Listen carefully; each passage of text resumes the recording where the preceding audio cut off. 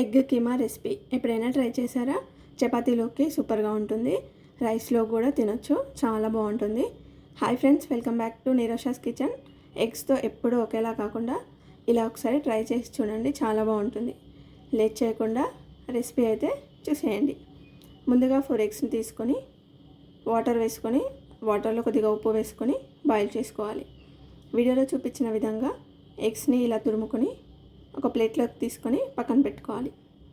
ఇప్పుడు స్టవ్ మీద కడాయి పెట్టుకొని 2 టేబుల్ స్పూన్ ఆయిల్ వేసుకొని ఆయిల్లో సాజీరా, చెక్క, లవంగాలు, 2 మీడియం సైజ్ ఆనియన్స్, 3 పచ్చిమిర్చి వేసుకొని ఆనియన్స్ని ఫ్రై చేసుకోవాలి.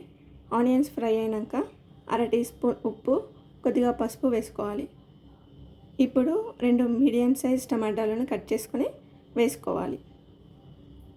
టమాటో వేసుకున్నాక ఒక 5 మినిట్స్ మూత పెట్టుకొని కుక్ చేసుకోవాలి. టమాటా ఉడికినాక అల్లం వేసుకొని కాసేపు ఫ్రై చేసుకోవాలి. తర్వాత 2 టేబుల్ స్పూన్ కారం, కొద్దిగా గరం మసాలా, కొద్దిగా ధనియాల పొడి, కొద్దిగా చికెన్ మసాలా కూడా వేసుకొని బాగా కలుపుకోవాలి. ఇప్పుడు 2 గ్లాసుల వాటర్ని వేసుకొని మళ్ళీ ఒక 5 మినిట్స్ మూత పెట్టుకొని కుక్ చేసుకోవాలి. వీడియోలో చూపించిన విధంగా ఆయిల్ అనేది పైకి రాగానే ఇప్పుడు మనం ముందుగా తురుముకున్న ఎగ్స్ని వేసుకొని కలుపుకోవాలి.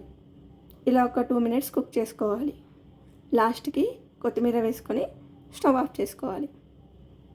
అంతే, ఎగ్ కీమా రెసిపీ రెడీ. ఇక తినడమే.